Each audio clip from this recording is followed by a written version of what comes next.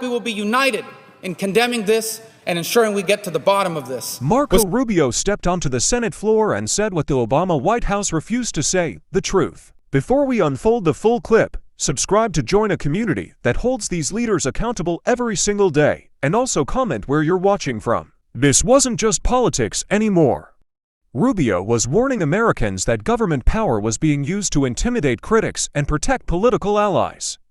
And suddenly, scandals the media tried to dismiss started looking a lot more serious. Thank you, Madam President. And I wanted to come to the floor here today to address the news of the last 4 days, which I think have shocked the American people. In a series of revelations made across news agencies about the role our federal government has played in the way it's used its power to intimidate those who they believe are not doing what they want them to do.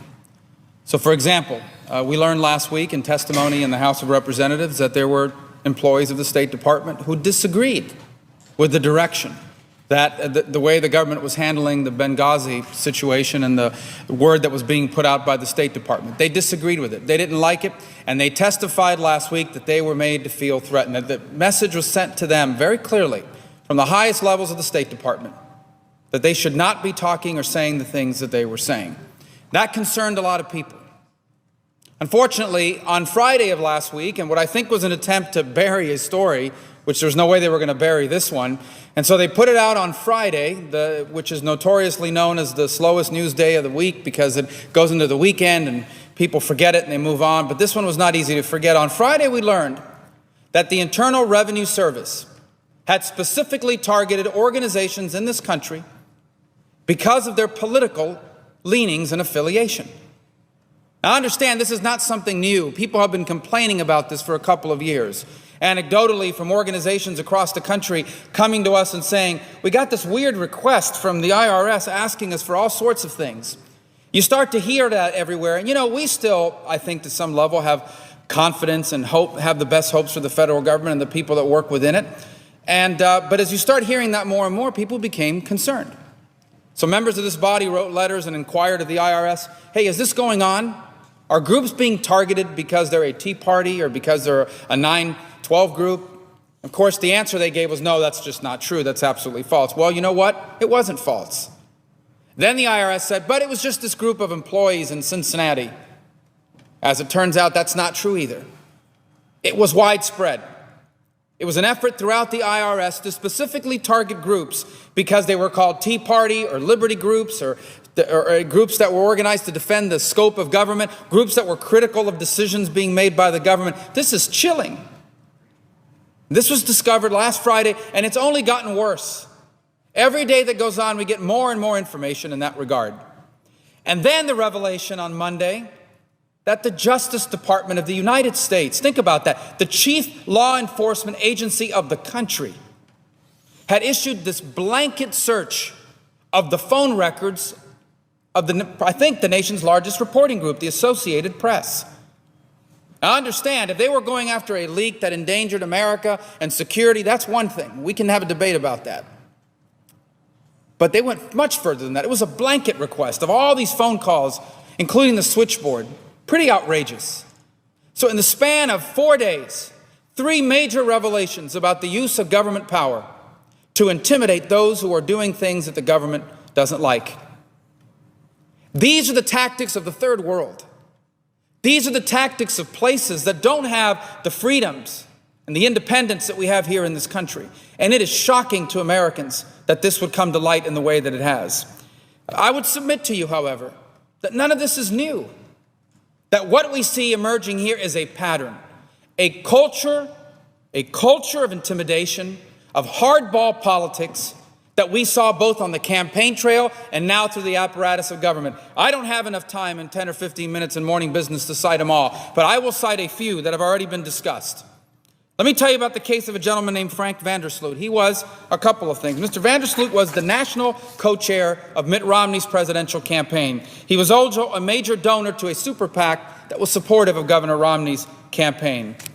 In April of 2012, President Obama's re-election campaign posted on a web a list of 8, quote, wealthy individuals with less than reputable records who were contributing to Mitt Romney. It was a series called Behind the Curtain, A Brief History of Romney Donors. It described Mr. Vandersloot as litigious, combative, and a bitter foe for the gay rights movement.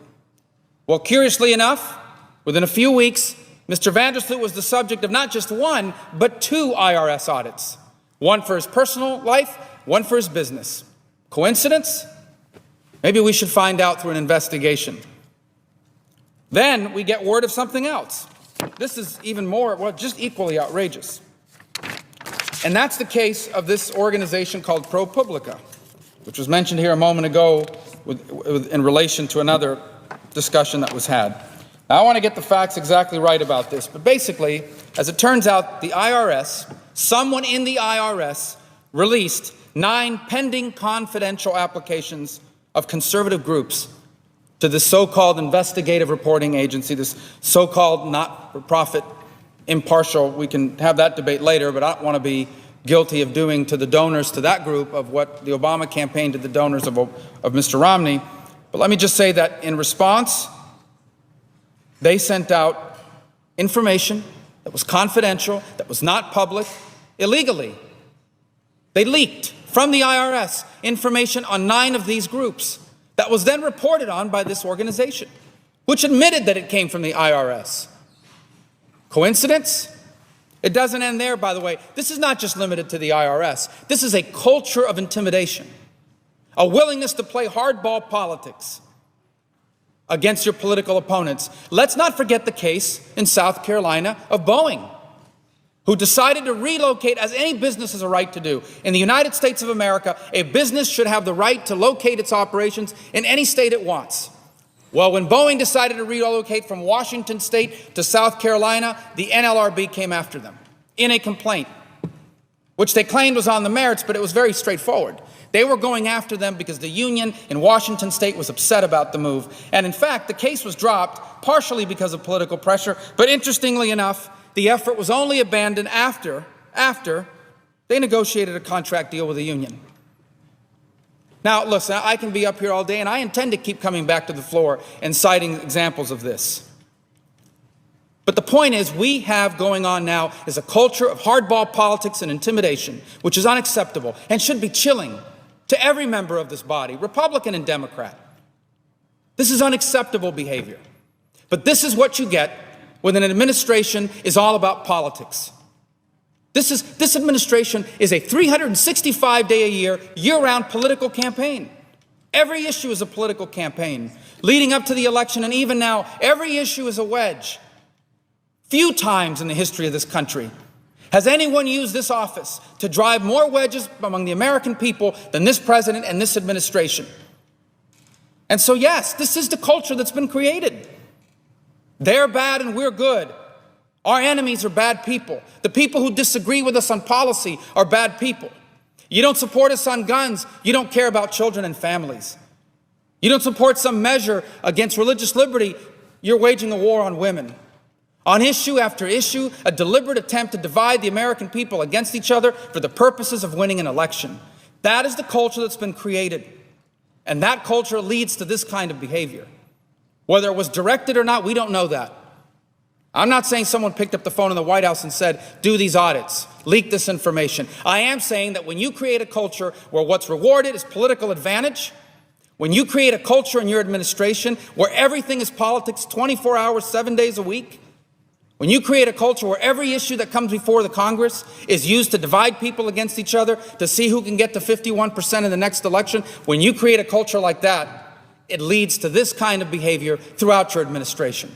And in the days to come, we're going to be hearing more about this. We have a nominee right now to the Labor Department who has an admirable personal story, which I admire and applaud, but who has a history of using the government and his position in government to intimidate people, to do what he wants them to do.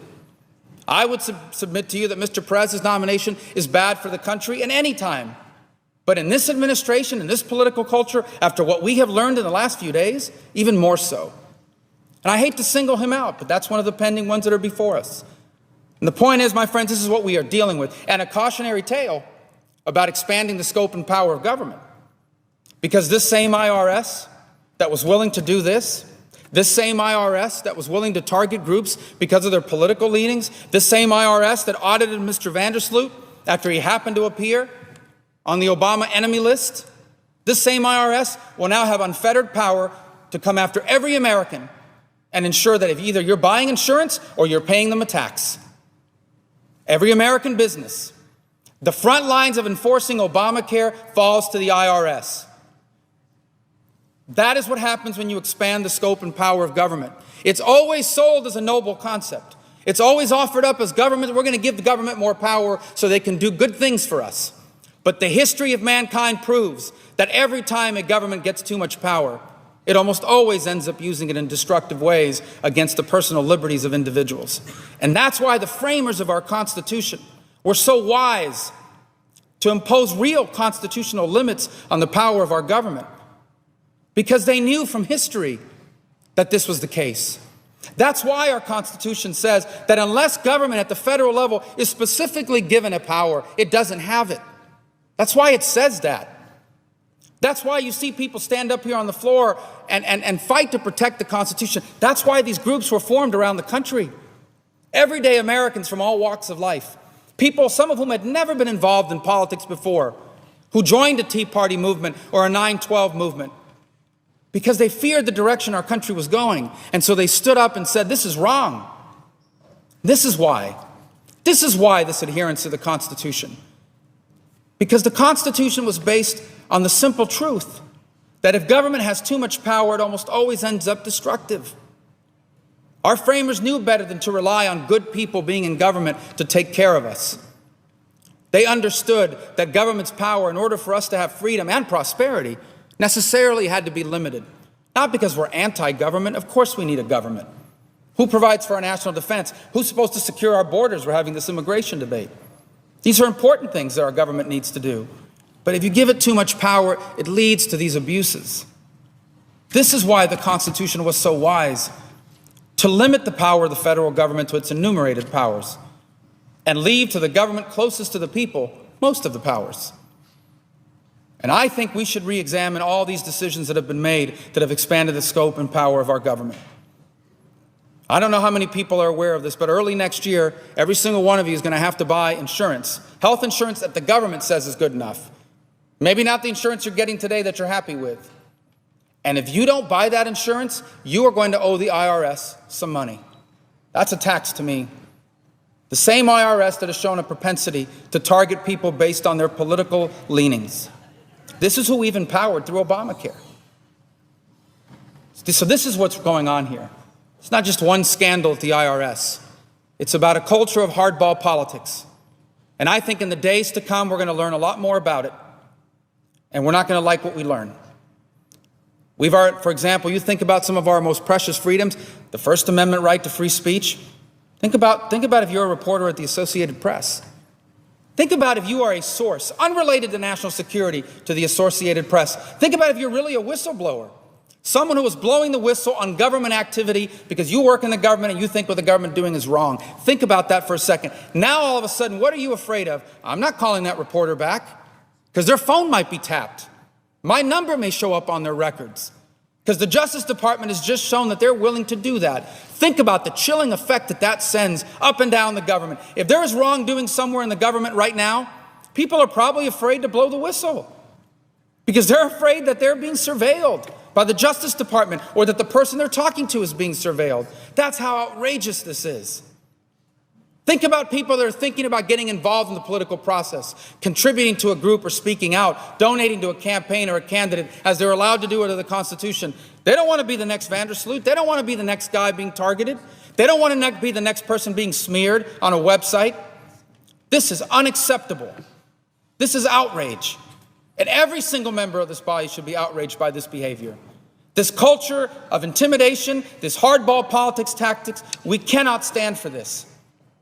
And I hope we will be united in condemning this and ensuring we get to the bottom of this with significant investigations and hearings from the committees in the Senate that have jurisdiction. Rubio's message was simple and brutal. Venezuela didn't collapse by accident. It collapsed because weak leadership allowed authoritarianism to grow unchecked. While the Obama administration hesitated, Maduro tightened control, crushed opposition, silenced critics, and pushed an oil-rich nation into disaster. And Rubio warned that when democracies stay silent, dictators get stronger. Looking back now, that warning hits a lot harder. Let me know your thoughts in the comments.